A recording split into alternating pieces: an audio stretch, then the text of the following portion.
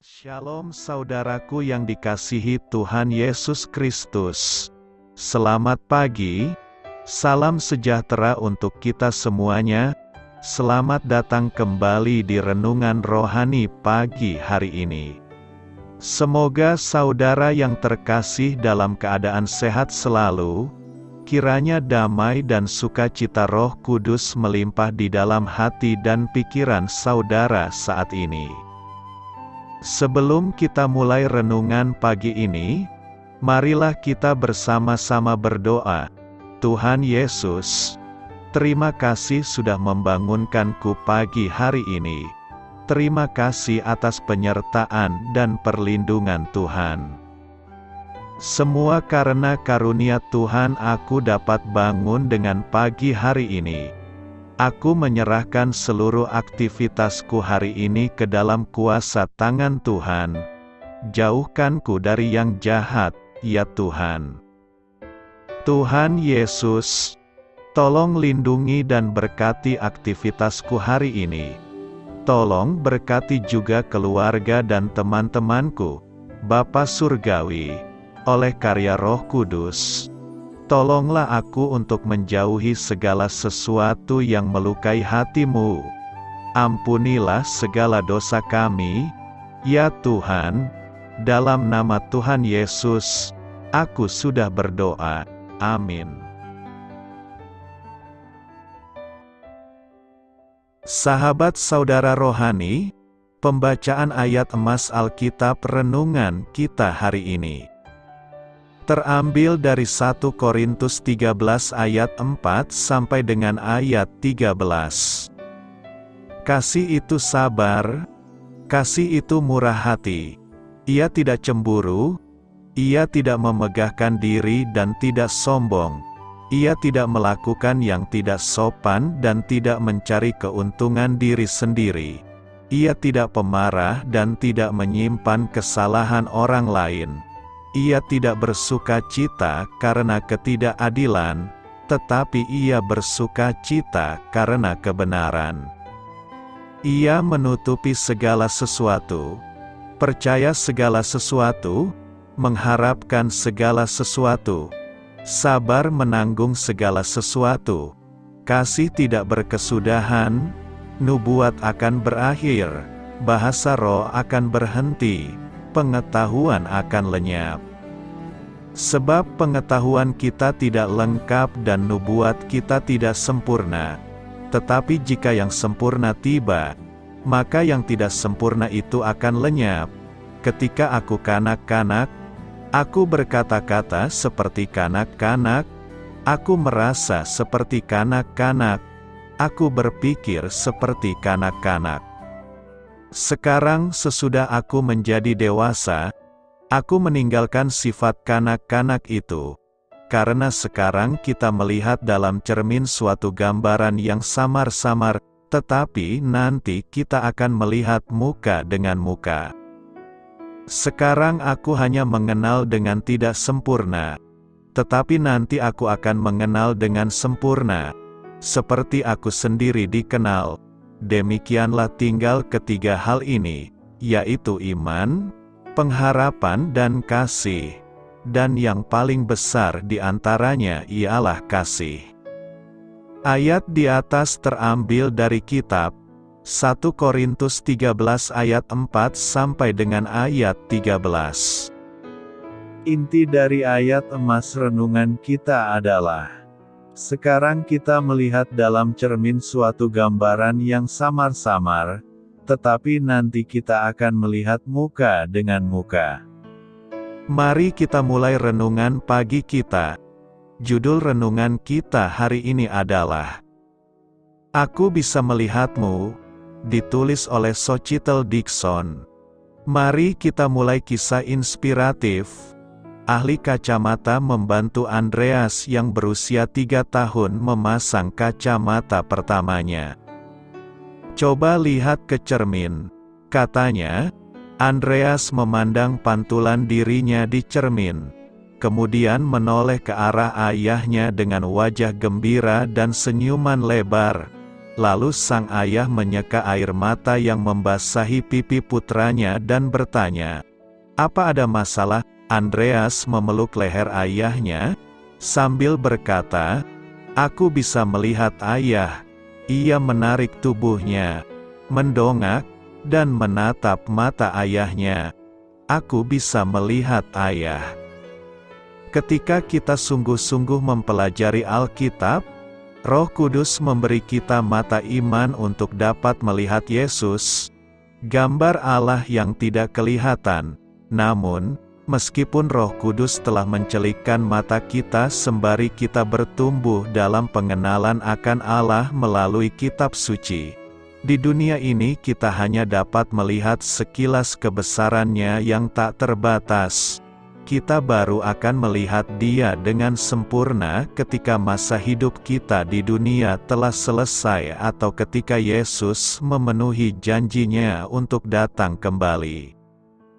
Kita tidak akan membutuhkan kacamata khusus pada momen penuh sukacita itu, momen ketika kita bertemu Kristus muka dengan muka, dan mengenal Dia seutuhnya, sebagaimana Dia mengenal kita masing-masing, sebagai anggota tubuh Kristus yang terkasih, yaitu gereja.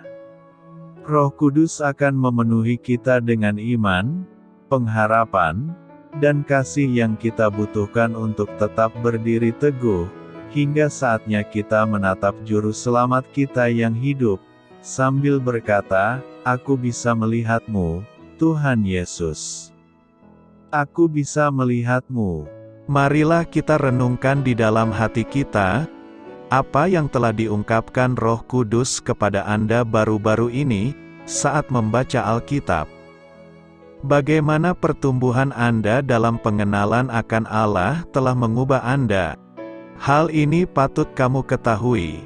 Dalam Alkitab terjemahan baru, 1 Korintus 13 ayat 12 menyatakan, "Karena sekarang kita melihat dalam cermin suatu gambaran yang samar-samar, tetapi nanti kita akan melihat muka dengan muka." Perhatikan ungkapan suatu gambaran yang samar-samar, yang di dalam terjemahan lama dipakai kata kelam.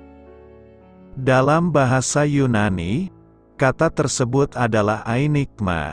Hanya dipakai di sini di dalam Perjanjian Baru. Asal kata enigma, yang berarti teka-teki, tidak jelas, misterius. Ada yang meyakini bahwa Paulus sedang mengacu kepada Bilangan 12 ketika ia menggunakan istilah itu. Allah meneguhkan Musa dan pelayanannya dengan perkataan berikut, "Jika di antara kamu ada seorang nabi, maka aku, Tuhan, menyatakan diriku kepadanya dalam penglihatan. Aku berbicara dengan dia dalam mimpi. Bukan demikian hambaku Musa. Berhadap-hadapan aku berbicara dengan dia, terus terang, bukan dengan teka-teki, dan ia memandang rupa Tuhan." Mengenal diri dengan sempurna, 1 Korintus 13 ayat 12 berkata, "Karena sekarang kita melihat dalam cermin suatu gambaran yang samar-samar, tetapi nanti kita akan melihat muka dengan muka.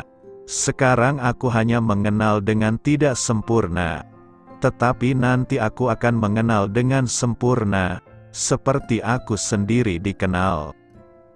Pengenalan diri dengan sempurna adalah sesuatu yang sangat sulit, karena kita tidak bisa melihat wajah diri kita sendiri kecuali melalui cermin, foto maupun video. Kita juga tidak dapat melihat bagian belakang diri kita sendiri tanpa alat bantu. Apakah kita mengingat wajah kita sendiri? Apakah kita dapat menggambarkan diri kita sendiri di dalam pikiran kita sambil memejamkan mata? Tidak sedikit orang-orang yang melihat wajahnya sendiri di cermin dan kemudian lupa akan wajahnya sendiri. Umumnya, manusia juga merasa suara rekaman mereka tidak sama dengan suara mereka yang biasa mereka dengar. Sebenarnya pengenalan diri kita tentang kita sendiri tidak sempurna. Kita hanya dapat mengenal diri kita sendiri melalui Roh Kudus yang diam di dalam diri kita.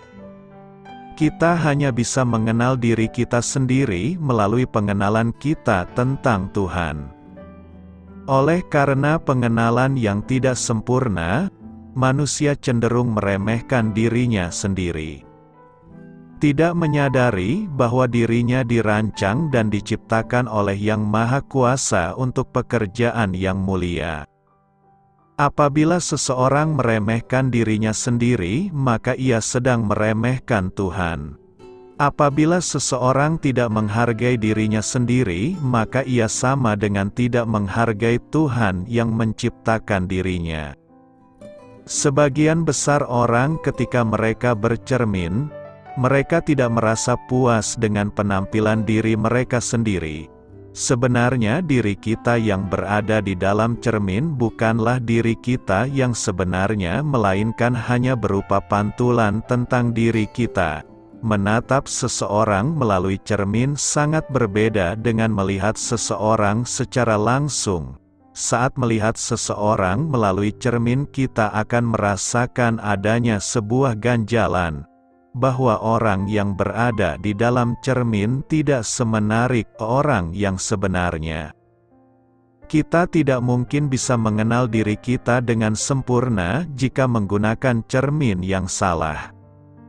Tetapi jika kita menggunakan cermin yang benar dan tepat, maka kita bisa mengenal diri kita dengan sempurna. Cermin yang tepat dan benar untuk melihat siapa diri kita yang sebenarnya di hadapan Tuhan adalah firman Tuhan. Firman Tuhan adalah cermin terbaik untuk mengenal diri kita secara sempurna. Karena itu, bercerminlah setiap hari kepada firman Tuhan agar hidup kita semakin bertumbuh menuju kesempurnaan. Apa artinya sekarang kita melihat dalam cermin secara samar-samar? Dalam 1 Korintus 13 ayat 8-13, Rasul Paulus membandingkan keutamaan kasih Kristiani dengan karunia rohani lain yang sangat berharga dan mendapati bahwa semua itu kurang. Kasih secara unik lebih unggul. Sebagai umat Kristiani, kita ikut serta dalam memberi dan menerima anugerah kasih Allah. Pengalaman duniawi akan kasih ilahi Allah memberi kita rasa akan kasih karunia dan kemuliaannya yang sempurna. Melalui kasih Kristus yang dicurahkan ke dalam hati kita berpartisipasi sampai tingkat tertentu dalam kesempurnaan penuh yang akan kita kenal dan nikmati ketika kita berdiri di hadirat Allah dalam kekekalan. Untuk saat ini kita melihat di cermin secara samar-samar, tetapi kemudian bertatap muka. Sekarang saya tahu sebagian, maka aku akan mengetahui sepenuhnya, sama seperti aku telah dikenal sepenuhnya. Paulus menjelaskan karunia rohani itu seperti nubuatan, bahasa roh, dan pengetahuan bersifat sementara dan parsial. Pada akhirnya, mereka menjadi tidak berguna, tapi cinta akan bertahan selamanya. Sekarang pengetahuan kita hanya sebagian dan tidak lengkap, dan bahkan karunia bernubuat hanya mengungkapkan sebagian dari gambaran keseluruhan. Tetapi ketika masa kesempurnaan tiba, hal-hal yang tidak berguna ini akan sia-sia. Dalam kehidupan kita saat ini, karunia Roh Kudus sangat berharga bagi kita dan gereja. Namun nilainya akan habis ketika kita bertatap muka dengan Tuhan di surga. Karunia-karunia ini hanya memberi kita gambaran yang kabur dan belum selesai mengenai realitas rohani kita, dan pada akhirnya akan lenyap. Paulus menggunakan dua ilustrasi untuk menjelaskan kebenaran ini. Pertama, ia menggunakan contoh seorang anak yang menjadi dewasa.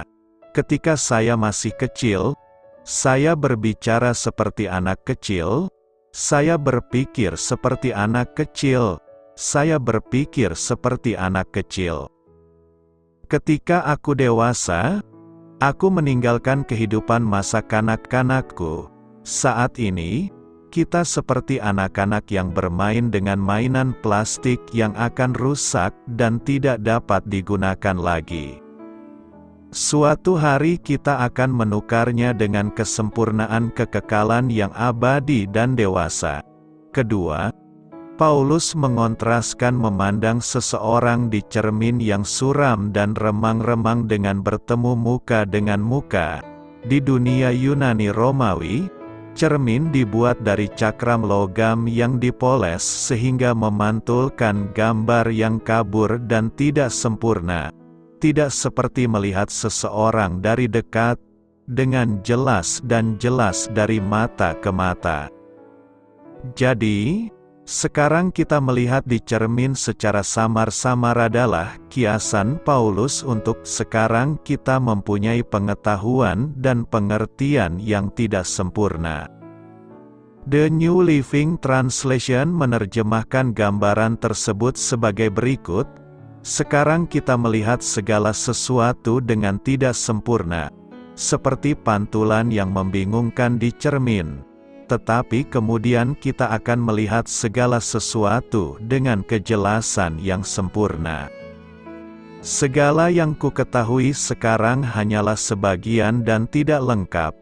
Tetapi nanti aku akan mengetahui segala sesuatunya dengan lengkap, sama seperti Allah sekarang mengenal aku sepenuhnya. Pemahaman yang sempurna dan pengetahuan yang tidak terbatas mengenai hal-hal yang berkaitan dengan Tuhan dan Kerajaan-Nya hanya akan tercapai ketika kita bertemu langsung dengan Yesus Kristus.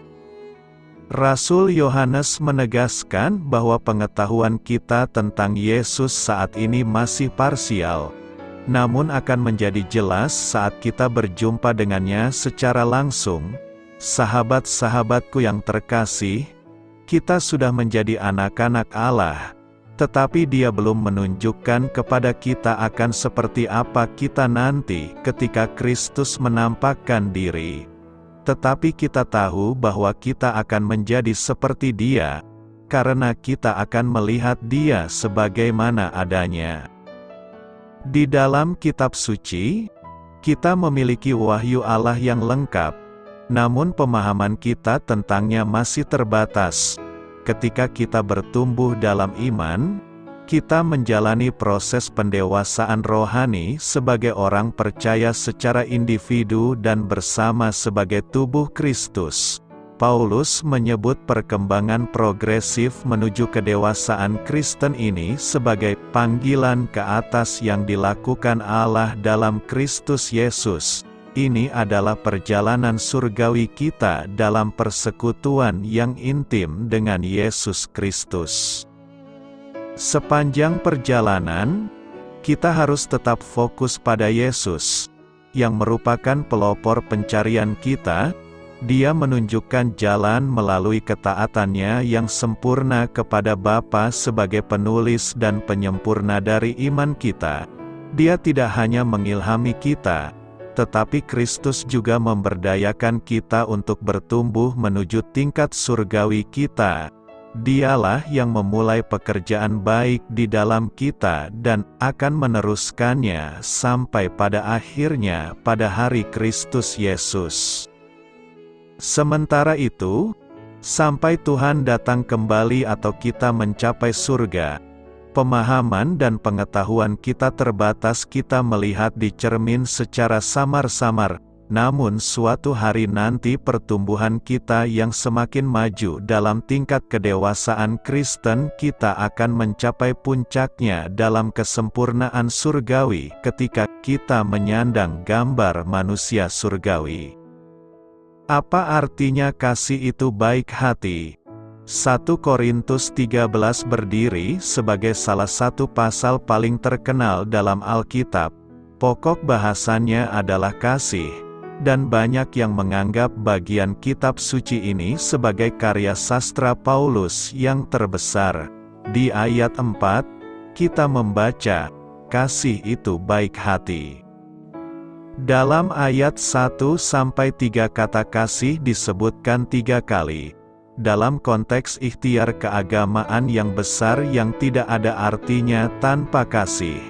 Kemudian, Paul mulai melukiskan gambaran tentang sifat-sifat cinta, dan salah satu sapuan kuasnya yang pertama mengungkapkan bahwa cinta itu baik. Kebaikan dicatat sebagai bagian dari buah roh. Cinta juga ada dalam daftar, mengungkapkan hubungan erat antara cinta dan kebaikan, menjalani kehidupan cinta kasih yang ditandai dengan kebaikan merupakan salah satu aspek hidup yang berkenan kepada Tuhan. Kebaikan ditandai dengan kebajikan dan kelembutan. Orang yang baik hati cenderung membantu orang lain dan melakukannya dengan simpati dan penuh pertimbangan. Kasih yang saleh akan membuat seseorang menjadi lebih baik hati. Tidak ada seorang pun yang bisa menjadi penuh kasih dan tidak baik pada saat yang bersamaan. Tuhan itu kasih dan itu berarti Dia baik hati. Kebaikan Allah menuntun pada pertobatan dan keselamatan. Ekspresi utama kebaikan Allah ditemukan dalam kekayaan kasih karunia-Nya yang tak terkira banyaknya, yang dinyatakan dalam kebaikan-Nya kepada kita dalam Kristus Yesus. Cinta itu baik. Semoga Tuhan memenuhi kita dengan kasih-Nya sehingga kita bisa menjadi orang yang lebih baik hati, lebih pemaaf demi kemuliaan-Nya. Kasih. 1 Korintus 13 ayat 4 berkata, kasih itu sabar, kasih itu murah hati, ia tidak cemburu, ia tidak memegahkan diri dan tidak sombong. Definisi kasih ada banyak, namun mempraktikkan kasih tidak begitu banyak. Kasih bisa saja kaya akan definisi, tetapi miskin dalam tindakan. Kasih atau cinta adalah kata yang paling sering kita dengarkan dalam hidup sehari-hari. Orang tua mengatakan, "Aku menyayangimu," kepada anak-anak mereka. Seorang pria mengatakan, "Aku mencintaimu," kepada wanita yang dikasihinya, dan sebaliknya. Saat seseorang dapat mengatakan, sayang, atau cinta, tentunya ia sendiri perlu mengalami kasih itu terlebih dahulu. Ini seperti, bagaimanakah seseorang dapat meminjamkan uang kepada temannya, jika ia sendiri tidak memiliki jumlah yang lebih untuk dipinjamkan? Perumpamaan tersebut juga menggambarkan bahwa seseorang tidak dapat mengasihi orang lain jika ia sendiri tidak memiliki kasih di dalam dirinya. Permasalahannya adalah di manakah dia dapat memperoleh kasih, siapakah sumber kasih, dan apakah arti sesungguhnya dari kasih. Firman hari ini menjawab pertanyaan-pertanyaan di atas. Dalam sebuah buku bagus mengenai kasih, pengarangnya melakukan percobaan kecil dengan ayat firman Tuhan hari ini. Ia mengganti kata kasih yang terdapat pada ayat 1 Korintus 13 ayat 4-8 dengan namanya sendiri. Dan kemudian ia menemukan bahwa hal tersebut menjadi sangat baik untuk kita. Kita juga dapat mengganti kasih pada ayat tersebut dengan nama orang yang kita kasihi atau nama kita sendiri. Misalnya, kekasihku sabar, murah hati, tidak kasar, tidak mencari keuntungan diri sendiri. Ia tidak mudah marah, dan tidak menyimpan kesalahan, dia tidak berkesudahan. Kasih itu tulus hati, tidak akan memanipulasi sebuah hubungan atau menguasai orang lain. Kasih akan membuat orang yang dikasihinya memiliki kesempatan luas untuk berkembang dan menikmati hubungan dengan orang lain. Kasih juga akan membuat kita ikut bersuka cita ketika orang yang kita kasihi berhasil atau memperoleh promosi yang lebih tinggi. Sangat tidak masuk akal jika ada orang yang berkata bahwa ia mengasihi seseorang tetapi hatinya dibakar kecemburuan membara. Kecemburuan biasanya didorong oleh keinginan untuk menguasai atau mengendalikan orang dikasihinya. Kecemburuan seperti ini bukanlah kasih. Tapi bukankah Allah juga Allah yang pencemburu? Istilah Allah yang pencemburu adalah sebuah personifikasi tentang kesetiaan dan ketulusan kasih Allah kepada manusia. Dia tidak rela dan tidak bisa terima jika umatnya selingkuh dengan ilah-ilah yang lain. Dorongannya bukanlah keinginan untuk mengendalikan tetapi untuk menjaga komitmen kasih yang tak terbagi. Kalau kita mengasihi seseorang, seharusnya kita tidak cemburu, iri atau dengki dengan keberhasilannya. Kita ikut senang ketika dia dipromosikan. Kita akan memberikan dukungan yang positif agar dia bisa bertumbuh dalam kemaksimalan. Dalam kasih, kita tidak akan menjadikan orang lain sebagai saingan yang harus dihabisi. Mereka hanyalah lawan tanding kita, sehingga kita akan bermain dengan jujur dan berintegritas. Dalam kasih kita juga tidak akan menguasai orang yang kita kasihi. Kita akan memberikan kepadanya kesempatan untuk membangun relasi yang lebih luas, aktivitas yang lebih leluasa dan aktualisasi diri yang lebih kreatif. Tidak seharusnya kita menaruh orang yang kita kasihi dalam penjara yang kita bangun. Dalam kasih seharusnya masih ada ruang untuk bergerak bebas menjalin hubungan dengan orang yang lebih luas. Masih ada kesempatan terbuka untuk menumbuh kembangkan potensi dan kreativitas. Bahkan masih tersedia waktu untuk menyendiri dan berdiam diri bersama Tuhan. Karena itu, lakukanlah kasih itu bukan sebatas dipahami dan dimengerti. Doa saya menyertai saudara sekalian. Marilah kita menyampaikan doa syafaat.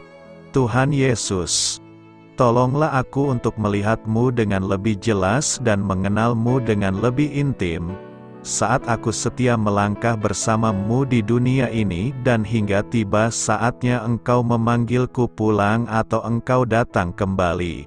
Amin. Sampaikan harapan dan permintaan saudara kepada Tuhan.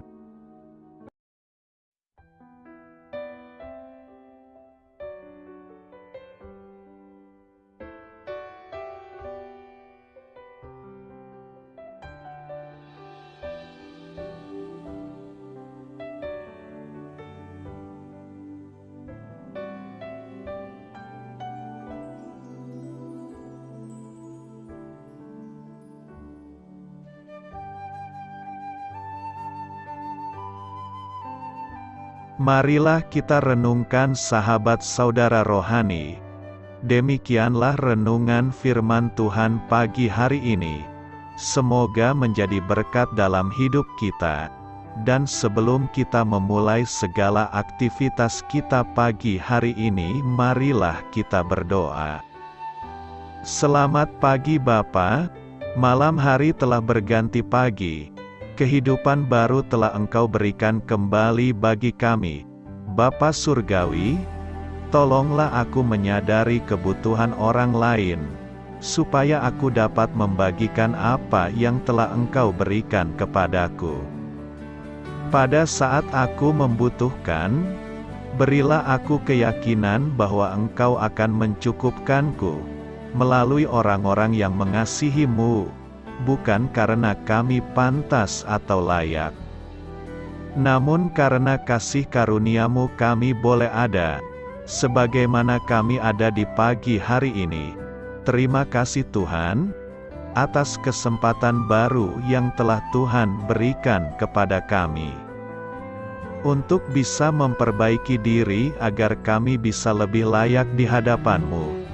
Hari ini kami serahkan semua perkara dan kesulitan yang akan kami lalui ke dalam tangan-Mu. Biarkanlah kami bisa memuliakan-Mu dalam segala aktivitas yang akan kami lakukan. Amin.